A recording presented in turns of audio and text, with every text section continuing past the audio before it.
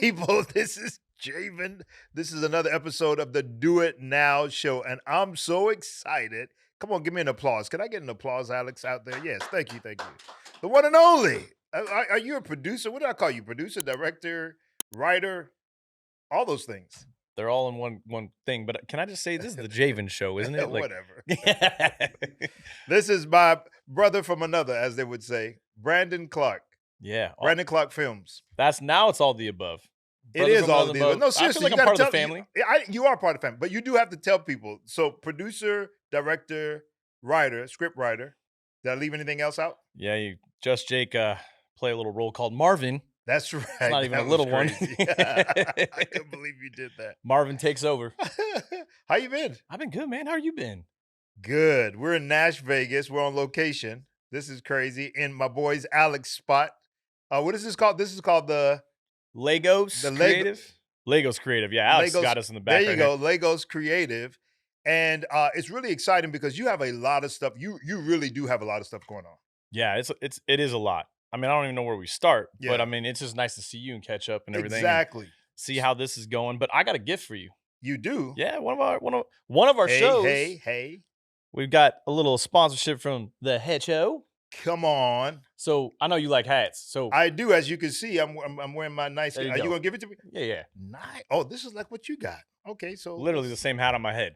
Let's do a little switcheration here. Hedgehogs. What does hedgehogs mean? Made. I'm gonna reference my boy in the back, Chappie. It's made, right? Chap, come on. I'm from Los Angeles, so I only speak Spanglish. I've worked a lot of blue collar. That's how you know. He said I worked a lot of blue collar jobs. I'm not even going there. He ain't lying. You should see him in his overalls right now. This is so dope. I wish they could catch. Can we catch him? Yes. Look at that. That's what I'm wearing that's next what I'm time. talking about. There we go. We've got to get a pair of those. Alex has got it on the back, man. He got the switchboards going and everything back there. I love that. I like the way they roll it here. Listen, we go all the way back. We talked about these days. You know, we really did, and it's really fun to watch your brother. You're my little brother. It's really fun to see it manifest. And your dad is here. Your dad's back there, Jeff. Yeah, who just turned a big 7-0. Big time right there. Come on, give me an applause for that. He came out of some retirement to DP the last 3 movies. The movie you were in. That's right. The movie I was in. Engagement Plot. Yeah. Engagement Plot. Y'all need to go check it out on Up TV. And he's here shooting the TV series Rowdyville with Stephen Douglas Smith, our homie from the I call the north side of the beach because I'm in Newport Beach, but he's in the Brentwood, Pacific Palisades, all the above. Nice. The rich people. You got money. Write me a check. Yeah, we just don't say anything to Steve. He just keep it quiet. Rich people problems. When you look at where you are now, you say what? What did you did you ever think you would get here? Be honest. I mean, to be honest, I knew I'd be here. Got it. You know this, and we manifest what we say and do. Yeah. And honestly, growing up around it all my life, and I learned a lot from my grandfather, my father's dad, and from producing John Wayne. Dog, right? Rob Dog, call him the Rob. You've been to the house plenty of times. Yeah, Thanksgivings and everything. Dog, man. The Laguna House. Yeah. He would produce the John Wayne movies, the Goonies, and Highlander. I mean, it goes on and on. He's a legend. And John Wayne, right? Yeah. All right. I'm totally interrupting your little story. No, you're fine. Go ahead. But like your show, the Javen Show. Yes, would you stop? We need to shoot the Javen Show. I keep telling you. But listen, one of the dopest memories I'll always have for my lifetime is getting invited as a +1 after your date didn't make it. Oh man. You want to tell that story? I can. Little Melrose Place. That was Jessica Lucas, who was like, I'll be there. Yeah. Can't wait. It's so awesome. We go to the DJ Awards. There you go. The night of. Poor Jay. He just on call. And I'm here to help. The night of. Whatever I can do to serve. But the man does show up to any party. So I was like, I got a tuxedo. Yeah, the night of, she goes, she lived in Canada. She was like, I'm in Canada. My she's a beautiful girl, by the way. Yeah, thanks. You can draw them. I'm giving you credit. What do you mean? Thank you, bro. I appreciate that. I need a little bit of that. But you got to tell people what the DGAs is, because people Director Guild of America. Exactly. The Directors Guild of America. It's awesome, man. And if you guys know the unions, there's the Writers Guild who are currently on strike. Right. God bless them. We can get through Praying this. for them. Yeah. In Jesus' then we got name. SAG. Hello. Come out. But the Directors Guild of America is kind of cool. It's different than going to it's during the awards season. It's like the Emmys and the Oscars, all that. But I like it because it's your peer-to-peer. and the actors just show up. As you know, we had one of the dopest seats. Cleve Yes. Landsberg, my mentor, got a Lifetime Achievement Award that night, and that was a great night, man. We were like way up front, y'all. We were the backseats he's turned not- to the stage. First off, you're not doing it justice, man. You go ahead. First then. off, we were at the Beverly Hills Hilton, right? The Yeah. Hilton. This is the same room where they have the Golden Globes awards, Right. right? No. No. It's at the. I always mix that up. You're thinking of the hotel, but it's I am. Anyways, we walk in there, and this year, let's see, the guy that did the Hurt Locker won. Hurt Locker, So the girl that directed that one. and why was Brad Pitt and Because, Angelina Jolie with there? we were there with Tarantino. Okay, And they were all sitting right that below was us, for actually. Glorious Inglourious Bastards. Yeah. Glorious Bastard. Yeah, they were there, and then that James was Cameron. James Cameron was there, and then what's the real big? I shouldn't say it that way, but she was Monique was in that film. She was. Why am I not remembering? I'm this trying right to pronounce. I'm trying to be politically correct in describing. She was a healthy. Anyway, Javen was my plus one and my date for the night, but he started. Anyways, y'all, everybody was there. And you got hit on by a few cougars while we were there too, so don't be putting it on me. And I went to the bathroom. And Tyrese was running lines. Tyrese was in there running lines, man. Man, he's a hustler who people don't realize. Tyrese was like working to get back in the inches before he got Yeah. on the Fast and Furious and Yeah. everything. And dude, waiting for a director to come in there to the bathroom. This is Smart. this is the most, in my opinion, the most important award show you want to go to. Yeah. Because For this actors. is these, yeah. If you're an actor and Or you're DP, trying to get yeah. on, you want to connect with the director. Yeah, and they're there. And Tyrese didn't even have a ticket, nothing. He somehow got into the bathroom, talked his way in. A nice bathroom, had a lounge there and everything. Yeah. He wasn't sitting out of This stall. is red carpet and all that stuff. But he was waiting for the director that he wanted to walk in so he could run the lines for him. I'm like, man, isn't that amazing? come on. All right, so now fast forward through all those years, what do you think in your head that kept you going when you didn't even see no manifestation? Because it was frustrating, I'm sure. I mean, as we can go there, Yeah, the go. prophecies, man, the 3 times, and Yeah. one being angelic, and then 2 times after, and what that was said, and Yeah. and you hold that fervently true because you know it's coming from the King of Kings. So you're Yeah. like, I'm messing with this, and for the great I am, it can do nothing. Nothing's impossible. for Nothing's him, so. impossible. Y'all, we used to be out clubbing Uh-huh. and prophesying in the club. You want to tell the Dre story? No, we can't tell Okay, it. we won't tell it. Not But on the Javen seriously, podcast. man, like when God calls you, you're called. There's nothing you can do about it. We'd be like, and we did everything, so And many he events. yanks me out, and I know it's in your life too. But when I get too close, he's like, Yeah, yeah. yeah. Hey folks, Javen here. If you've been stuck, if you've been procrastinating, if you've been feeling like you don't know where your next season, your next breakthrough is going to come from, I want to challenge you right now. I got the answer for you. Do it now. Why wait when your best is now? My best-selling book. I want you to pick it up today. It's going to help you get unstuck and get going with this season of your life, because there's so many extraordinary things that are supposed to be taking place right now in your life, but sometimes we just need a little booster. At the end of every chapter, there's a workshop assignment that's going to help you begin to plan your day, plan your week, plan your year. This is your season of now. This is your season of yes, and it's time for you to do it now. Pick it up today. No matter where you are in life, Do It Now is a must-read. Get your copy of Do It Now and get some great nuggets of wisdom by award-winning recording artist, TV host, actor, producer, and author, Javen. Available anywhere books are sold. Why wait for better when your best is now? So talk about. I feel like I want to say, let's talk to the people about how much work goes into all of this. Because people see the glory, but they really don't sometimes understand the price you do have to pay. So go there if you don't mind. It's a good point. I mean, I guess it depends on the level of the production, the level of the show. But like even the production company took 3 years building that up to everything and stepping away and focusing on that to be able to provide your own thing no matter what. Then from Finding there, investors and stuff. all right? the above, man. and Talk people about that a believe little bit, because I think people don't. If you don't have the money for this stuff, you have to really go and find it. I would imagine. Exactly. Oh man, I got 2 ballers that walked in the room during this podcast. We got a Absolutely EVH and the Will Parky Parks, baby. Send it in Nashville. These 2 are always there. Both of y'all look like y'all got a lot of money. I need to check out. All right. Thank you very much. That's why they stand next to Steven, No, but I mean, the truth is you got to have faith and you got to do it, right? Like at the end of the day, I believed in that. Once that came, and there was a good friend of mine, Harold Clousing, rest in peace, man. He's in heaven rocking it. But you need champions in your life. And he was a champion in my life who believed in that, invested in our first, development funds, which started True Brand Entertainment with Ty Truesdale and I. And that was actually his last name, Truesdale, and then Brandon Brand, True Brand. Nice. And we popped that and then went on from there. And then all of a sudden, it depends on the production. It's like one movie right now we're looking to do right now. We own the rights to the John Wooden story. And we're, that's a long. Who's that?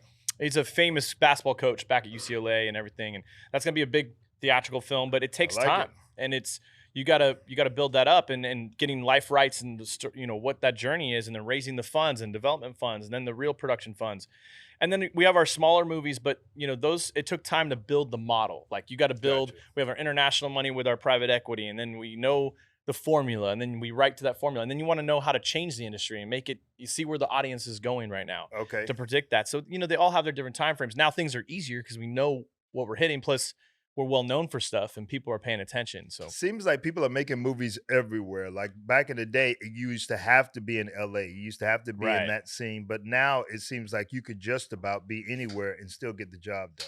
Oh, is that accurate? I think so. I mean, what changed the industry forever, especially for LA, and I'm being born and raised in LA. We had at one point a $9 billion plus industry, bam, because incentives. And so as soon as like Georgia and New Mexico and all these places start offering incentives, tax incentives, and LA's like, no, we don't need to do that. We're LA.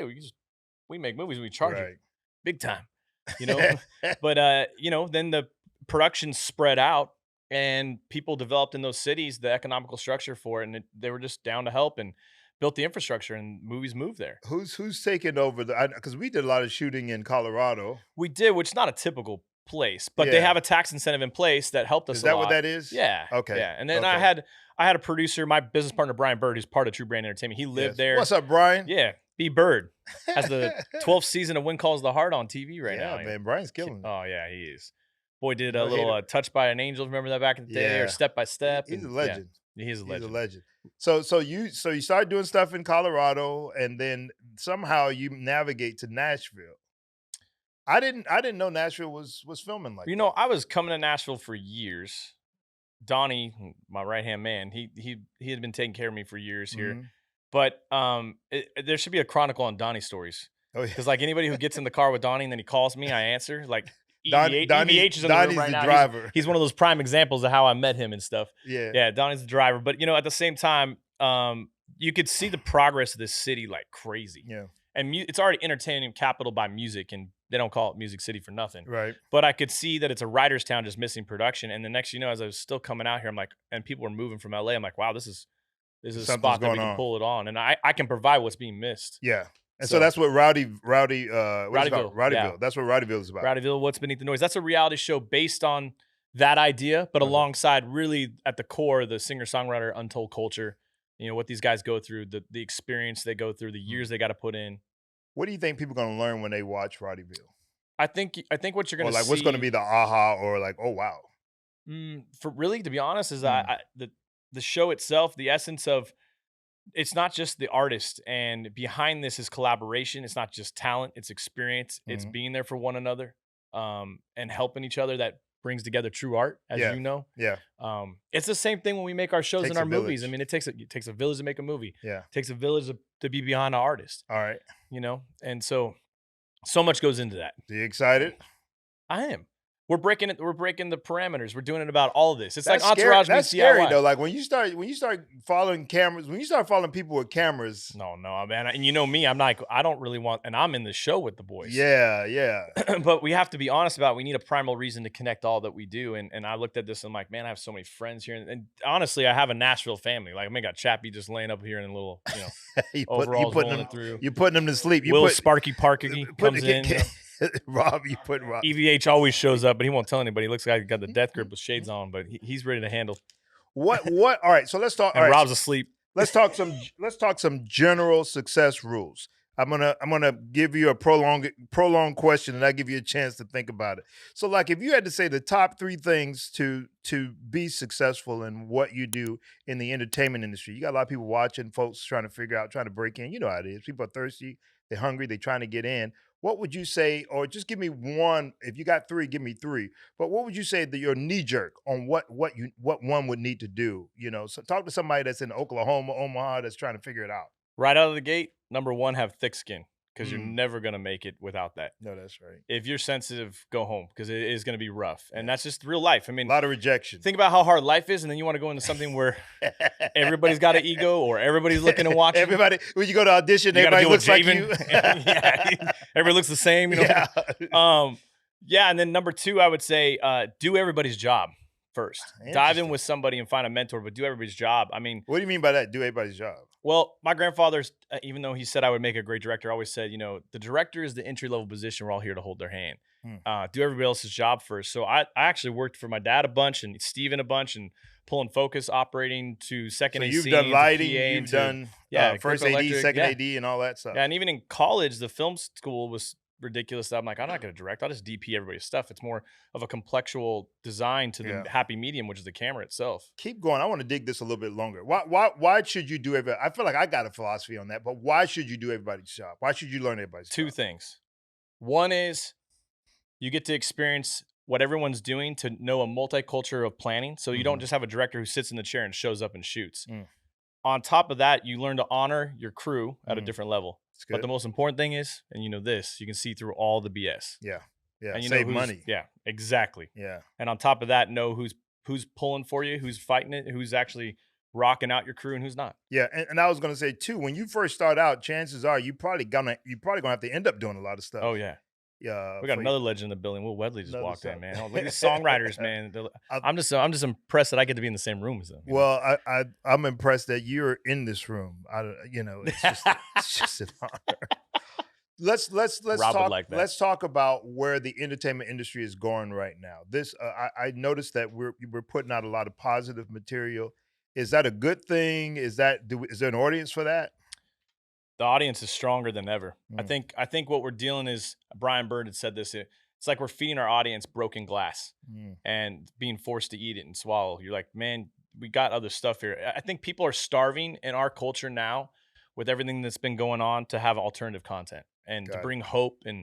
And so with that, and if you do sprinklings of faith and point to the source, there's been, it's huge beneficial for people because they need it. They're starving for it. But at the same time, you're telling real stories and people enjoy that. I think that's where we're headed the most. And also in our culture, streaming's taken such a big help and yelp that it's now moved itself to where people want to watch series or limited scripted series more than movies. And those are becoming new features in one episode, Yeah, it's than almost what we grew up on in television. Man, I was gonna say, dude, there is another legend that's walking I was getting ready to say TV is Steve becoming Warren. bigger. I mean, these songwriters just keep showing up. What's up, I'm buddy? not worthy to be in his room either. Like, Somebody hand me a hat, y'all. they're here. It's like Somebody hand me a it's like headshot. it's like TV is bigger than movies now. Oh Almost. yeah. I mean, the streaming world right now. This is why the writer's strike is happening. I mean, we're in a big transitional moment. The DGA made a really, really big deal that changed it for everything, and I hope the Writers Guild picks up on it right now. And God bless them for striving in it. And SAG, I hope, doesn't get into a strike. They said they approved it, but they're not. They're on an extension. But Right. we have to make a decision at this point. We either honor the streaming world by pulling away from AI and also getting the residuals where they need to be for everybody, because we grew up on broadcast TV, right? Like that had residuals, Right. and we knew what we were making from how many theatrical tickets and everything like that. Now you got theaters being dominated by releases. Like Amazon comes out with Amazon Studios. Like everybody who watched Air was like, oh, it didn't do that well in theaters. No, it did great. It just was only in theaters for 2 weeks, Right. and now it's on Amazon, Hulu or Google and all that kind of like, stuff. and Hulu's a great example. What Yeah. just hit was that Flamin' Hot Cheetos movie, and it's doing great. Yeah, Sammy Rodriguez and Eva Longoria directed that, right? she did, and it was produced by. He was just at my church. Megan, Devon Franklin. Devon Franklin. Yeah, he there wrote you that, go. yeah. There you go. There you go. All right, Alex, how much more time we have left? Well, I'm trying to keep it at right Right about here, 30 Chief. minutes. That's the director. Oh, there we go. All right. So I want you to make the connection between musician and movies, music and scripts. There's a thing that Roddyville is doing. There's a thing you're trying to do. Why should an artist start looking past his music and into the film world, the TV world, and whatnot, and not just stay in the music world?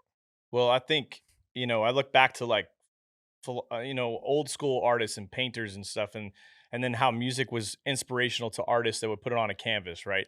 Then music motivates me to what I do. I write a script listening to music. I mean, that's what inspires me and gives me the emotion. Then you get around these cats in this room, and all of a sudden you're like, man, there's fire in their souls when they're writing this. And then you get the core reason behind that song, and then you feel that song even more. And when you approach that to a visual, it's like putting all three things together, and the depth is there. Yeah. And we're so cohesively aligned. And when I got around them, it just motivated me even more to go, there's so much we can do as artists. Like these guys started at the beginning structure of everything and the foundation. And then I'm the big visual at the end. And I'm like, man, they just help me do better at what I do and explain to an audience with less is more, and you can give them so much. It's important, I think, also that you connect artists with the artistry so that there's an appreciation too. Because I think people can appreciate the music more once they know the story of the artist more. Oh, 100%. That's what Rowdyville's all about. I mean, we shot our first episode at Listening Room with Heath and Eric performing that night, and it was a dope night. 17th anniversary for Chris, I think, right? And we go in the room. Heath finds out he went number one for that Bailey Zimmerman Rockin' a Hard Place. If anybody ever listened to it, I don't know. Exactly, right? Got that range. But you know what's so cool you is put that the range in the Rover out front. Exactly, right? I think he got that Porsche rocking. So, but you see the grind that they're in, because I see the tears in his eyes, and I'm like, man, I lived that out, Before I had to step away from the industry and all the work you put in for everything. But it means that much when guys like that show up for Just Jake and see the movie on screen and everything. So I felt him like in that moment going, dude, I'm just glad to see this and be in this moment with you. And at the same time, he's like, let me capture that. Like it would have been great. And it just happened while I was on camera. And then at the same time, we leave that night and Jacob Hackworth walks up and explains the same story and just adds to what he was telling me that they were living out in that moment that wrote that song. Got it. And for me being on the outside in, and I know you being an artist, but I get to hear something that I don't get to hear. It's like when people ask me about the scripts or how we came up with the stories or why did I have these actors and choices and things. Sometimes it's on the fly and it just felt right in your soul. So I just matched with them and I'm like, man, this is perfect. So it's going to be a blend of scripted as well as spontaneous. Because we got to plan what's going on around. So many real things are happening, right? Like a song is being delivered to the public, a movie comes out. So we do have to plan around things in this show. So when you say it is the reality, just so y'all understand, when you say scripted, we're not saying they're making up something, right? And it's really not happening. Yeah. Like they're really in the room writing the songs, or they really get a number one and they're really doing these things. And this is their life culture and performing in front of people. Like, I mean, Eric's probably going 2 nights in a row to Listening Room. This is what they do on their grind, you know? And then Weatherly, he smoked the drums in the movie, but this man, like I get to text him, what are you guys up to? We're on a write. I'm in a very important write. Like it's cool hearing that because they do what we do. What do you hope? I want to ask you 2 more questions. First off, with Rowdyville, what do you hope audience will take away from this? Like, do you know that yet? What do you think I think it's evolving as we go because I didn't plan on doing this. Right. I think what's evolving from here is that I think you're going to see, again, experience over talent, collaboration, and art comes together when you're willing to work with one another and help one another succeed, and also being champions for one another. Yeah. Because we're, I mean, I can do great things on my own, but I can do fantastic things when I got people by my side holding me up and being champions behind what we do. Man, here's the last thing I'll say. Here again, this is my boy. You're a giver. I've only known you to be a giver. Like whatever you can do. I learned it from you too. I'm just kidding. Yo, man, no, seriously. But I remember when my iPhone broke. You remember that? I do remember that. And you gave me the upgrade for the iPhone or something like that. It was something crazy. I was broke during that time. Yeah, too. You were broke. I think I was visiting you in Florida, but I knew you had important business. But you still did that, man, and that just speaks volumes. Why? That's not natural. Most people are very selfish. Most people could care less. I'm glad you're asking this. Actually, people grind me for the rest of it and say you're getting taken advantage of or this and that. I said no, not if you know about it. Because I believe in people, and even in the moment of what they're doing, God has always taught me that generosity brings reciprocity, and from that, you're laying down the groundwork for what's to come. Yeah. And it's not whether I get anything back from them. It might be more about what I see come from them inside them and what they do over what I do, because that's winning too. Yeah. Like seeing these guys have their victories, that's victory. It's an investment. Yeah. It's an investment. Yeah, and there's something spiritual about that over the what's happening in the natural. I wish people could understand that when they're down in the dumps. I'm like, one of the greatest things to do is to give to someone else, give your time, give that shifts the atmosphere right away. I often say when you're down, try anything. I don't even know why I need to speak. nobody's paying you no attention anyway. So do something different, do something unique, Exactly. and see what happens with it. What Einstein said it was insanity when you kept doing the same thing twice, right? Yeah, expecting different results. Right. Listen, dude, anything else you want to say to the Do It Now audience before we close? The Do It Now audience, is this majority of your church or no, too? No. Oh, well, then my church I don't had even to knock watch you. it. It's a shame. Y'all need to start watching. I'm going to say this. It's about time you've done this. Yeah, I know. It's like anything we talked about. I remember hearing you and Terrell at the foster kids camps that we do, and when we're back in Miami for your birthday a lot. And talking about doing it is one thing, but then doing things and shifting the gear. Yeah.